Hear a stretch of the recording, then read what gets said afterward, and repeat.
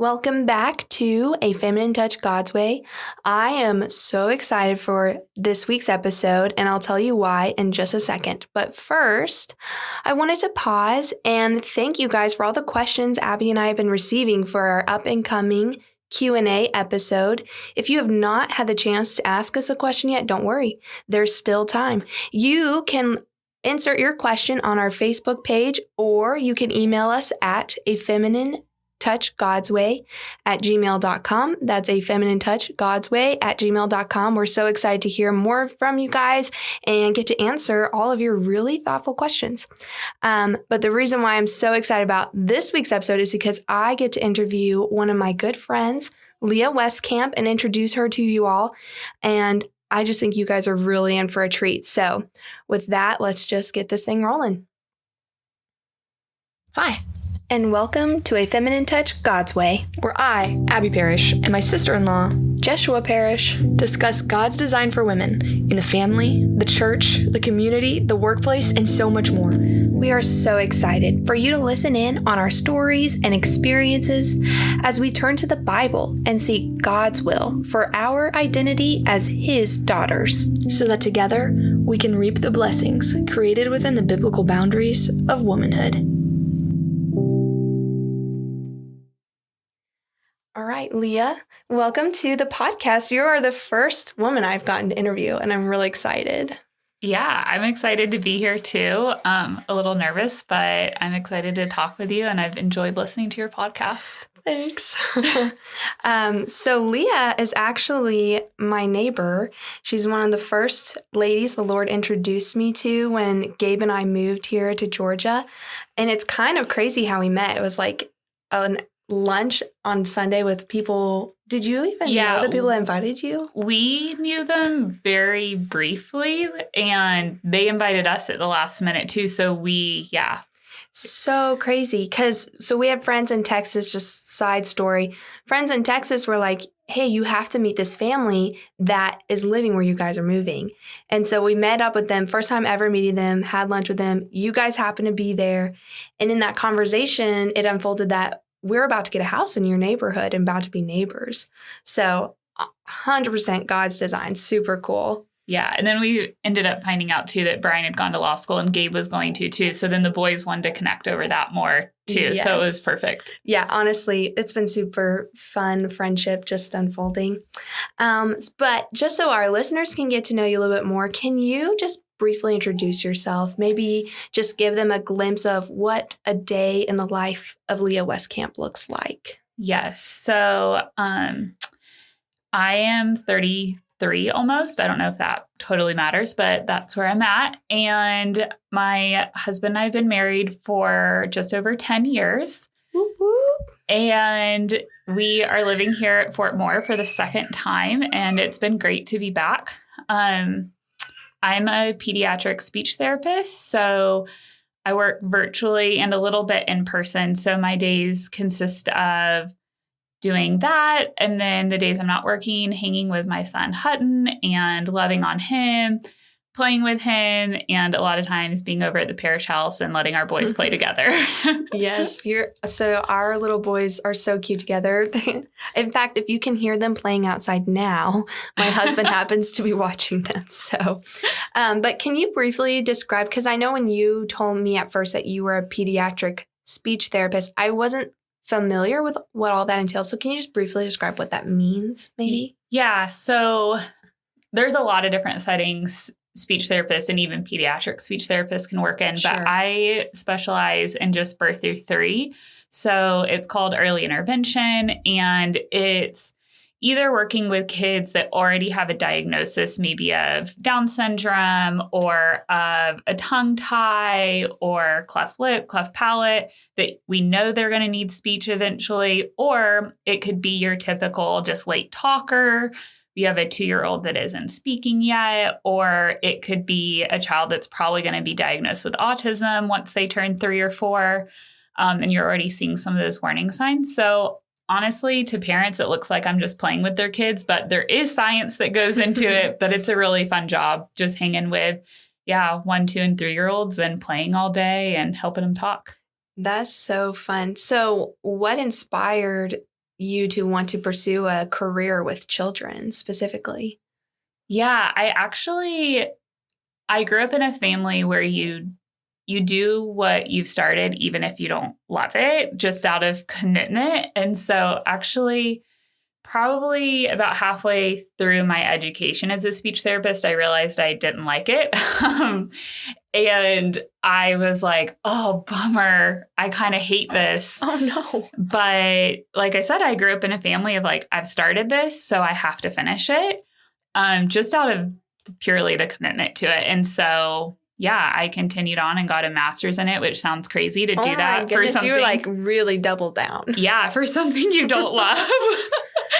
And I had quite a few jobs, primarily in schools, so more kindergarten through 6th grade, that I hated. It just reaffirmed that, yeah, this was not what I like doing. But my dad just always raised us but this is the job that you've been put in, so do it. And then you can do something you enjoy outside of your job. And so that was my mindset. Wow, I did not know that. So do you enjoy it now? I love it now. Okay. Wow. So interesting. And if you had quit, you wouldn't have I wouldn't been have at this found place. it. Yeah. And so this actually sounds kind of shallow or bad, but I finally got to the point that I hated it so much. I thought, okay, what's the highest paying speech therapy job I can do? At least maybe I'll get paid a lot, even if I hate it. Yeah. Which it sounds, like I said, really shallow, but it actually led me to this job that I love.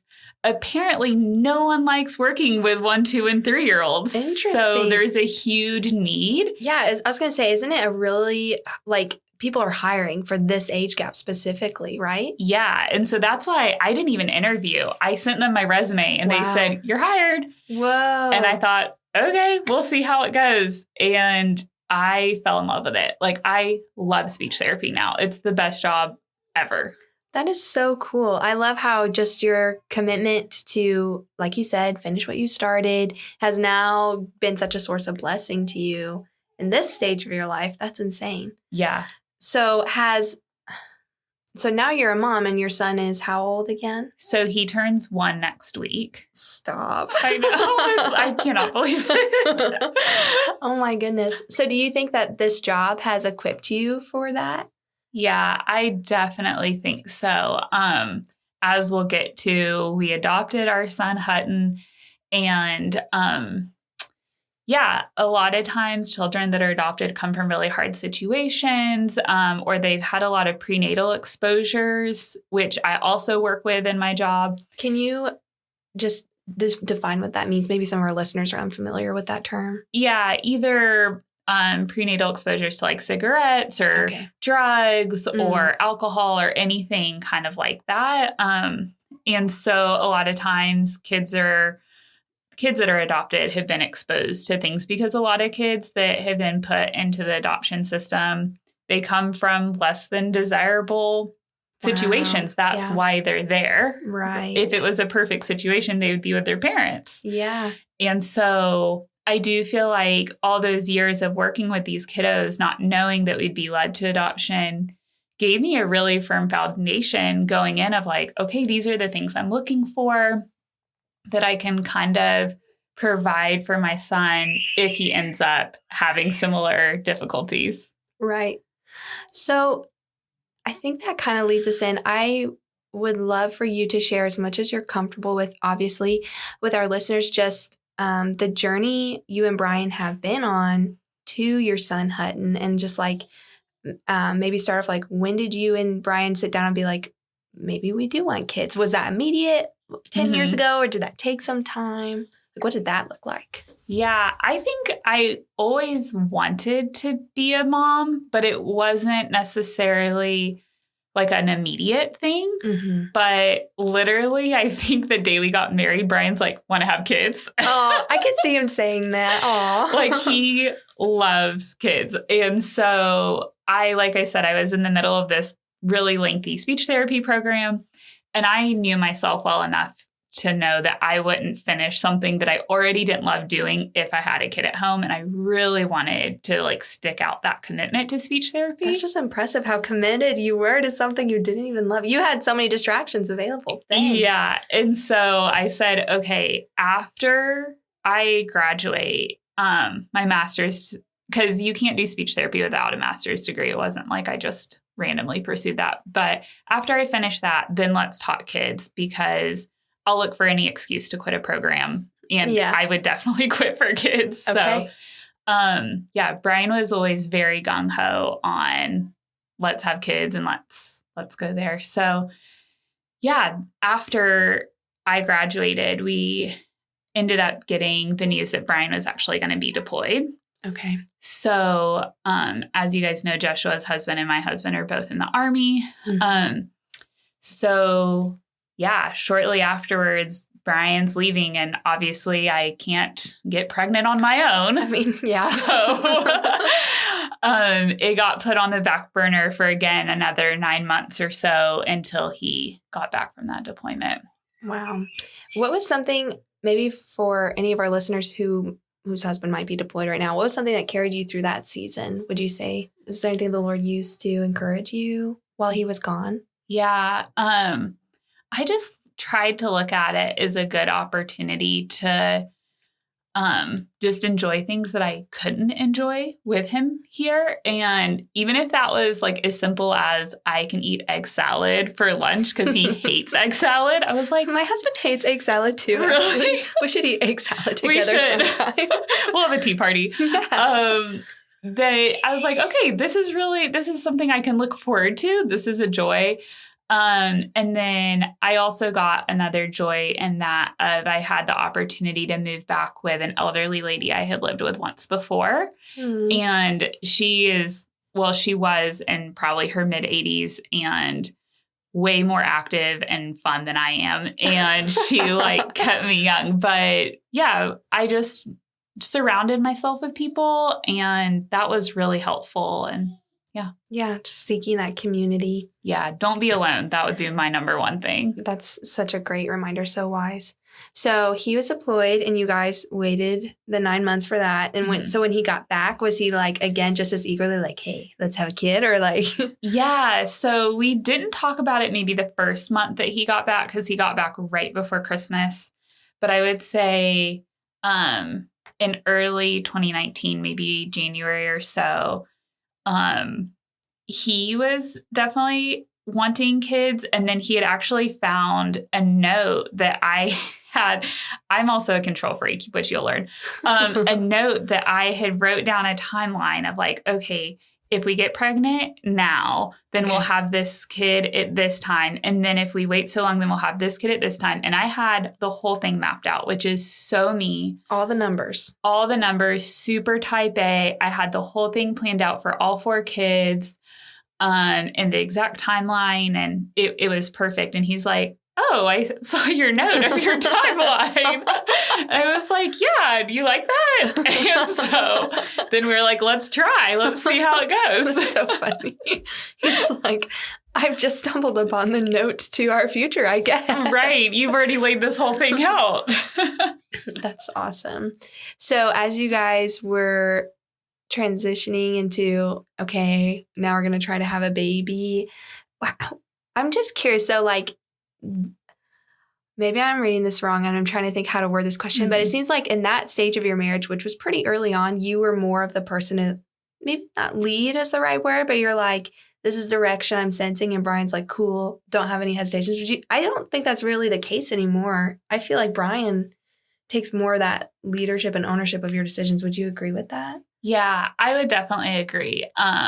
We've both grown a lot in our faith since we got married. Praise God. That's awesome. Yeah. And side note, we met in middle school, so we really grew up together. But then for undergrad, so when we finished high school, we were long distance for 4 years. And so we really didn't have a time where we, lived our faith together. Yeah. And so when we got married, it was actually really difficult because we had no idea how to like really pray together or really go to church together or what that looked like, because we were such kids when we first started dating, and then we were apart for so long that it was a really big transition. So yeah, the Lord has done so much work, and him and me as us as a couple. And I'm, really grateful when I look back that you can just see how far he's brought us. Wow. So, all right, chugging along this timeline. Yeah. You guys are now trying to have kids. What was that like? Yeah. So it was discouraging because, like I said, I had my timeline, and I am a very in control person. And I would say even mine and Brian's dynamics is he does take charge of a lot of things, but also I'm such a planner. I kind of like run through like, hey, this is what I'm thinking. And like he feels free to veto any and everything I have to say. Sure, yeah. But we were just kind of like, here's where we're going. This is what we're going to do. Looking back, we definitely didn't consult the Lord of like, here's our plan. We were just like, here's our plan. Let's do it. Let's take charge. Really grateful that the Lord didn't, allow us to have everything we intended. But we, I would say by probably mid to late 2019, it was maybe 9 months in of trying to have kids. We realized like something's wrong. I'm still not pregnant. And this is really discouraging. Like, what is going on? What's happening? And falling into that trap too of like, we've done everything right. Yeah.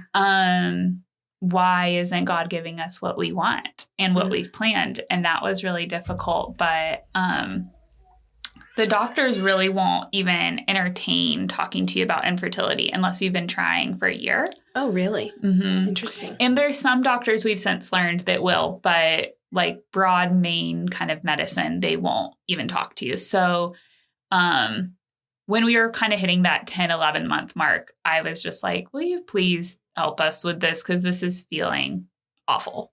Who were you saying this to? A doctor? A doctor, okay. Yeah. And we finally went to them, and they agreed to just run like the gamut of tests, like on me, on Brian, everything to kind of see where is this breaking down. And long story short, we're not a match made in heaven as far as having kids. Oh, yeah. He had his own fertility issues, and then I had my own fertility issues. Really? Wow. And so, it was just a perfect storm. Like, neither of us. So then together, it was just like the doctor basically told us right then that we had no hope of ever conceiving because we both had issues. It wasn't just like they could fix whatever is going on with me or just whatever is going on with him.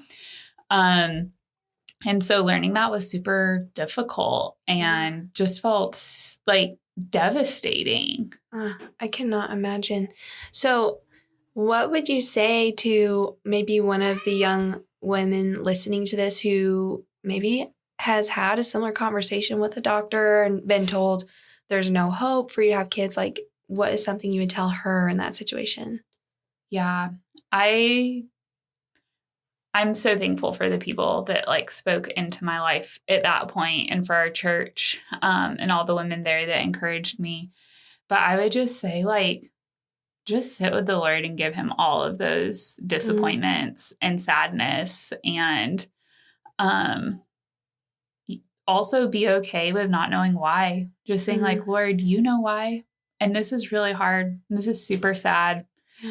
And don't be too hard on yourself if you cry every day, because that was definitely me. I mean, it was even me today typing out these notes, revisiting all of those emotions. I think I cried all morning just thinking about it, because it had been a long time. It was 2019 and we're in 2024 now. It's still a scar. It might be healed or almost healed, but it still hurts. Yeah, for sure. So I would just say lean into your community and just bring all of your tears to the Lord, because he catches every one of them and he knows, and he's trustworthy to pour out all of those fears and sadness and grief too. So would you say it was at that point that you maybe were less interested in the plan you had written and started transitioning more into, okay, God, what plan are you writing? Or did it still take some time, would you say? It took a very long time. Okay. I stayed very bitter and very, I think I just had a huge pity party for myself as I was reflecting on it. I mean, it was probably a good year and a half of just feeling really sorry for myself. And I did want to say too, just kind of a side note, when you were talking about what advice you would have for someone that might be going through this, I would say for that person, or even for a couple that is married, even if they've already had a kid, or if you're engaged, I would just encourage you and your spouse to talk about like what would happen if we couldn't have kids. Okay. Just have that conversation early on. Yeah. Because I think the Lord used that to really protect mine and Brian's marriage during that time, because it's an incredibly emotionally charged conversation. Oh, yeah. And when the doctor told us outside of IVF, you'll never have a kid, you're really tempted to go towards IVF. And I know some Christians, do pursue IVF, but for Brian and I and the research we had done before, like our conscience didn't allow for IVF. Okay. Can I ask why? And I know it's like a super charged topic, but I also think that it's important to understand why Christians make the decisions they made in this field. So would you feel comfortable sharing why? Yeah. A lot of times, I mean, IVF is a very expensive process. It's also, you're pumping your body full of a lot of hormones and medicines and stuff like that. And so a lot of times, because it is expensive, the IVF doctors, the fertility doctors will produce a lot of embryos in case some aren't good. Yeah. Mm-hmm.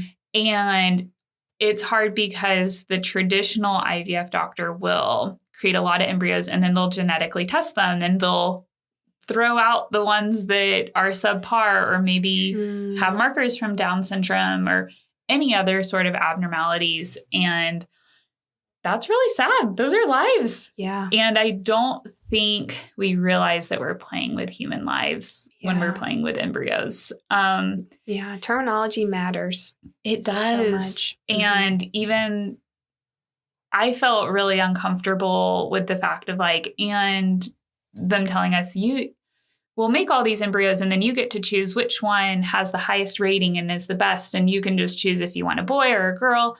And I'm like. So is that a doctor explaining that to you? Mm-hmm. It is. And they were talking to us about all of that. And we just felt super uncomfortable. And I know a lot of Christians do too, what is called mini IVF, and they create less embryos. Yeah, so a lot of Christians might opt for what they call mini IVF, where they're only creating maybe 1 or 2 embryos. So there's not an excess and they won't do the genetic testing.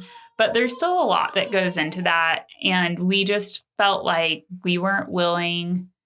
And again, I'm not saying that people are necessarily doing this, because there's a lot that goes into it, but we just felt like we weren't willing to put our child at risk because we wanted them. We loved our kid too much to ever put them through that, even at the embryo stage. And so I would just encourage couples to talk about that, of where are our hard no's before they come? Because I think when we got the hard news of we're not going to be able to conceive without IVF, that could have been really tempting for both of us if we hadn't already made a decision as a couple that we weren't going to go there. So I think that really protected our marriage in a lot of ways, because we both knew that it was a no for us and that we'd have to figure something else out if we wanted children in our family. Yeah, it's like you've already made that tough decision before the emotions are tempting you one way or another. For sure. Are there any, and I know I'm putting you on the spot, but are there any resources that you can think of that helped you make that informed decision, or any? Yeah, we had actually had a lot of friends that had gone through IVF. Oh, really? Okay. And that's why we had had a lot of discussions about it before we even knew we had infertility issues. Wow. Because as our friends were going through it, I would listen to my girlfriends talk to me about it, and I'm like, oh, this sounds wrong. Okay. And so Brian and I had just done a lot of just processing what we were hearing about it, and kind of research on our end. So that's kind of what prompted it to begin with. Okay. Yeah. I was going to say, if there's anything that comes to mind that we could link for any of our listeners, maybe that are uninformed of IVF, or maybe I've only heard like it's just a great way to have a kid, Yeah. something like that. I know you said Abby listens to Allie Beth Stuckey's podcast, and she's done a ton of podcasts on That's true. IVF and surrogacy and just kind of the dangers of all of that. And she lays out way more of the science behind it and articulates it better. Okay, maybe we can link one of her episodes in this podcast. Yeah. So you guys had made the decision we're not going to do IVF, and you walked through the process. So where did that leave you guys at that point? Yeah. So at that point, we really realized that our only options to adding children to our family would be either potentially through the foster care system or through private adoption. And we probably spent, I don't know, 4 or 5 months just kind of like sitting in that grief and kind of processing that and like kind of trying to educate ourselves on those two options because we really didn't know much about them. But Brian was really excited about it from the get-go. Yeah. He was like, great, we'll adopt. All right, just moving on. Let's go. Yeah. And I was like, no, I need some time. Like, I have a lot of grief right now, but also I was really scared by adoption. First of all, foster care, the objective is to reunite families. And so the objective isn't to adopt. Right. And I just thought, oh my goodness, with the amount of grief that I had at that time, I did not think I could go through having a kid in our home just to let them leave. Yeah. I just didn't know if my heart could survive that. And that really scared me, even though I do know sometimes foster care does lead to adoption when reunification isn't possible. And then the more we were learning about adoption, which is usually more like a private infant adoption if it's domestically, and the more we learned about that, we were just told that process can take over 2 years to match with a family, like a birth mom, and that it's crazy expensive. And I just felt super defeated. I was like, I don't have the emotional capacity for foster care. Right. And I'll never have the money for adoption. And I don't want to wait 2 years. Then I'll be in my 30s and my timeline was totally shot, you know? And so I was just really struggling with letting go of all of those hopes and dreams. And it was just a really difficult time. And I think that's where the pity party came into play of like, I can't do IVF. I can't have a kid naturally. Foster care seems too hard and adoption seems impossible. I'm just going to sit here and feel bad for myself. I can totally relate to that feeling. Obviously, totally different circumstances, but just this, I think to a greater or lesser extent, everybody can relate to having a hope or dream deferred, something that they wanted or desired, and God answered their prayer, but he answered them by saying no. And I agree, like just that temptation to sit in that pity and that grief and just be upset is so tempting. How long would you say that you were in that stage? I would say at least for a few months, definitely. Okay. And looking back now, I think I was more so, again, like I said, my personality is very much like trying to solve a problem and executing something and having a plan. I think I was more so even just looking at having kids at that point as a way to get rid of my grief. And just to like, I just wanted comfort. I just wanted something easy. Like I think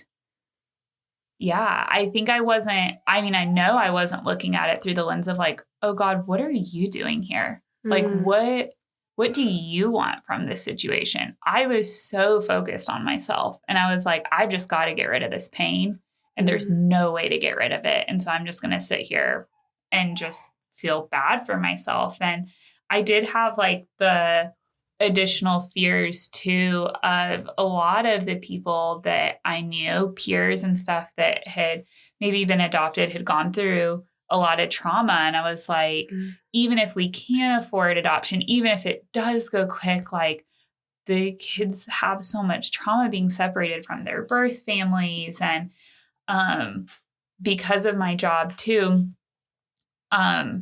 I see every kid that comes through the foster care system for a speech evaluation. Yeah. And so I had just seen the trauma firsthand, and it scared me. Like, I want, again, this perfect image that I had of my husband and I having our own kids, and they wouldn't have any trauma, which looking back to is so silly, right? Like, yeah, everybody claims trauma today. yeah. And I do think it is like kind of overused, the whole trauma thing. Yeah. But I understand what you mean when you say it. Yeah. Because like literally your job is to identify trauma. Right. And yeah, I was just even thinking back to my own family, and like me and my siblings, all three of us turned out super different. Like one of my siblings isn't a believer. One is, I am.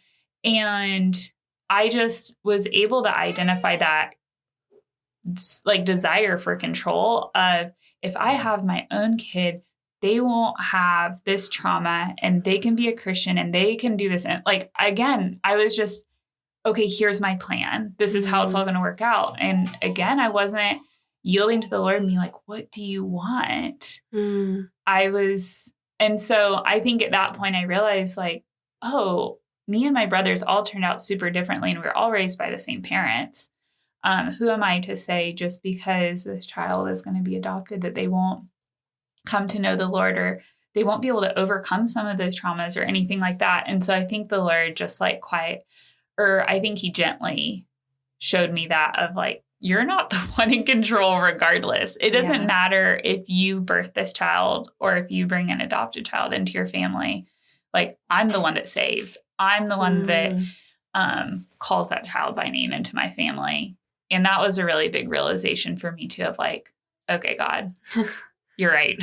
My plans don't really mean anything. Yeah. You're the one that knows. But isn't that such a relief? Like, I feel like if the burden to save our children was on us squarely and like our works and how perfect we can be, oh my goodness. Yeah. That would just be terrifying. And we can be the best planner in the world. Right. You know, but just to know that we can put that care on God and we can bring our children in prayer before our Lord and trust that he will have grace upon whom he has grace, and he is good no matter what. Wow. That's just like touching on something that is so near and dear to my heart. It's so freeing. It's very freeing. Like you can breathe. Yeah. My job is to be obedient and to teach this child. Yes. And then God's the one that does the saving, like you said. Yes. Oh, that is so. Yeah. So I was kind of just working through all of those different emotions. Like I said, I was feeling really sorry for myself. And I think I was really, like I said before, seeking comfort, seeking something easy. I was whining. I was without hope. I was just happy being in my miserable place. How was Brian doing during that season? It was also really difficult because he was in the middle of law school during this season. Okay. So we had multiple things going on, and he was definitely loving and supporting me to the best of his ability. He didn't deal with the emotions the same way I did, and he had school preoccupying him because law school is incredibly demanding. And so we were just like going through it all together. But he definitely has always had, I would say, way more like maybe trust in the Lord that comes naturally. Because I'm just really realistic of like, but this doesn't work, right? But we worship the God of miracles. Like, he raises dead people from life. He parts seas. Yeah. And I'm just like, but how? Like, but this is going to work. And so Brian would just be like, no, like, whether the Lord gives us a child biologically, whether he leads us to adoption, like, this is going to be fine. This is going to work, Leah. And I was just like, dude, no, this is really bad. The numbers. Yeah. Have you like really tried to understand this? And so he was definitely way more optimistic and encouraging to me during that time. And that kind of led us into November of 2020. Again, he was like going through final season in school. And I ended up finding out that I was pregnant. Oh, okay. Yeah. Yeah. And that was shocking. I've always had really irregular cycles. And so I realized that I probably hadn't had a cycle in like 2 months or something. And I was like, oh, weird. But it wasn't out of the ordinary for me. Okay. And so I had a pregnancy test at home. I was like, oh, I'll take it. And I took it and you weren't expecting. I put it in a drawer. I walked away and then I remembered later that night. Really? Yeah. Oh my goodness. That I had taken one just because it's so impossible. Like I said, like, you know. You literally had a doctor said there's no way. Yeah. And so that's why I was able to just take it and throw it in the drawer and totally forget about it. And then later that night, I was like, oh, I should check that. And it said I was pregnant and I panicked. Really? Yes. I was just like, oh my gosh, because I had been told it was impossible. Yeah. And so I think, again, it was like, in a way, an answered prayer, but then in another way, like, this wasn't my plan, you know, and I'm the planner. And so, did you go tell Brian immediately? Immediately. I yelled, Brian, come here right now. And he was like, I'm in the middle of something. I'm like, no, right now. I need you. Because my mom was in town. Oh, and I didn't want to just like announce it to Brian and my mom. And so he ended up coming right now. Good. And I was able to tell it. But it was also, that was just such an interesting time because I told him, and I remember feeling maybe a little bit excited, but from the minute I saw that, I just knew something was wrong. And I don't know if it's like a mother's intuition or what it was, but I just had a really hard time feeling joy over that pregnancy. I was like, Brian, something's wrong. Like, this isn't good. He's like, of course it's good. We've been praying for a baby for years now. Of course this is good. I was like, oh no, something's wrong. And he just encouraged me of like, no, you're just used to so much going wrong that you're being pessimistic right now, etc. And I just could not, I don't know, have joy over it. I knew something was wrong. Yeah. And I had all the initial blood tests. Everything looked fine. I was like, nope, something's wrong. Something's wrong, Brian. Okay. And so I ended up going in for my first ultrasound around 11 weeks just because, again, I didn't even know I was pregnant because my cycles are so off. Sure, yeah. And we had scheduled that appointment. And before that appointment, I had said to Brian, I said, I think something's really wrong with this baby. And I said, if the baby is dead, right? I said, I just have a feeling it's a girl. And I said, I don't want to go through life calling this baby it my whole life if we never get to meet this baby on this side of heaven. And so let's just call her she because I don't want to call a baby it if that's where this ends. Yeah. And he was like, I really thought it was a girl too. And so it sounds silly, but we like agreed. No, like, it doesn't sound silly at all. Okay, like this is our daughter. We're going in for this appointment. And I was also just so anxious about the appointment because it was in the middle of COVID and you weren't allowed to have a spouse come with you to the ultrasound. Okay. And I told Brian, I just cried for days before. I said, I can't go to that ultrasound and have them tell me alone that my baby died. Yeah. And again, he kind of thinks I'm crazy. He's like, the baby's not dead, Leah. Yeah. I was like, it is. Something's wrong. And I just pleaded with the Lord. I was like, I can't get that news alone. I won't make it through that. And it was so crazy. If you know Brian, he is very persistent to get what he wants. He's like, oh, you won't go alone. I'm like, Brian, it's the hospital's rules that you can't come. He's like, oh, no, you're not going to go alone. I was like, oh, gosh, this man is going to force his way back here. But it's kind of sweet, though. It was. But he called that morning and he was like, hey, my wife can't do this appointment alone. I'm going with her. And they were like, well, you don't get to just make those decisions. But we actually just changed our policy this morning. This is the first day that spouses are allowed to come. Wow. And that was such a gift from the Lord. I just felt, looking back, so seen by the Lord that he heard me cry out of like, please don't make me go through this alone. And that the Lord just changed that policy the day of my appointment. Wow. Like, that's only a God thing. And so we ended up going to that appointment, and my fears were confirmed. We had the ultrasound, and my doctor told me that the baby didn't have a heartbeat, and it was completely devastating. Even though I knew, but I'm also kind of a prideful person. I was like, I'm not going to cry here. Really? And I was like, the doctor was like trying to be sensitive, and I was like, it's okay. I already knew. Wow.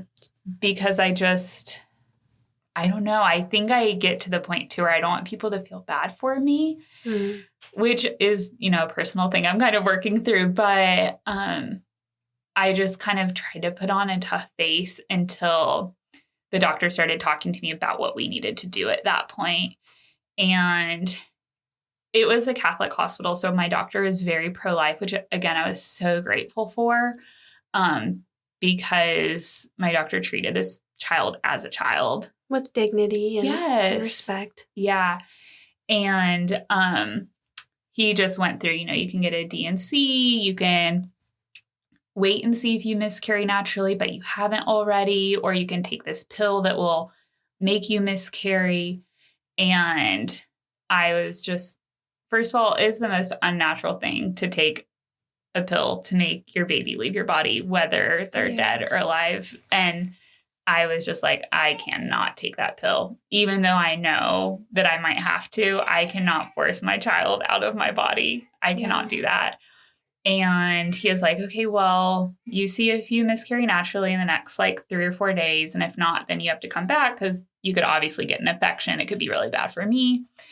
And he starts talking through sending us home with stuff for, if the baby once the baby miscarries, you put the baby's body in this little container and you'll take it to the funeral home. And what name do you want to give your baby? Do you want their name to be in the program? He's talking about services and everything. And I just said, no, I'm not doing that. Yeah. He's like, you don't want your baby to have a name? And Brian's looking at me like I'm crazy too. Sure. And I think I was just totally trying to disassociate from it. Yeah. I was like, no, I'm not naming my baby. I'm not taking them to the funeral home. I'm not going to a service. I'm not doing any of that. And Brian was such a good man. He was like, okay, we're going to leave now. And he got all of the paperwork and everything that the doctor wanted us to take. And the minute I walked out of that hospital, I fell on the ground just sobbing. It's like, I can't believe this would happen to me. It was just heartbreaking. And praise the Lord, I did miscarry on my own. I was so grateful for that the Lord answered that prayer. And this was just another thing that the Lord was working out is in my head. Again, I never even uttered this to Brian. I started calling the baby by the name Laura. And it was because one of my sweet friends in town named Laura, she just came and grieved with me like nobody ever has. She just sat with me for hours and just sobbed her eyes out too. I'm like, wow, just carried your burden with you. Yes. And it was such a gift. And so I had been calling this baby Laura, again, just in my head. And when I did miscarry, Brian handled everything with the funeral home. And he came back and he said, I gave the baby the name Laura. I hope that's okay. And I'm like, what? Oh my goodness. That's what I've been calling her. And so it was just cool seeing the Lord, even in my stubbornness of not wanting to talk and I'm grieving in weird ways. We just both knew this little daughter of ours was named Laura. And so I didn't have the courage or anything to go to the funeral home or do a service or anything, but she does live on in our hearts. And as hard as it was, just realizing that this child, as much as I want them here, had the best existence, right? She went from the safety of my womb into the arms of Jesus. And like, what more could I ever want for my child? Even though I selfishly wish she was here with me. The Lord just like, how good in that I can rest that in the fact that that was her existence. Yeah. I'm just super grateful for that. That is just, thank you so much for sharing that burden with me and our listeners. I want to respect our listeners' time. Yeah. So we're going to turn this episode into a 2-part episode. So please tune in next week to hear how the Lord uses Leah's story to redeem and bring her now son, Hutton. If you like this podcast, can you please leave a rating or a review? Again, tune in next week to hear part 2 of Leah Weskamp's story.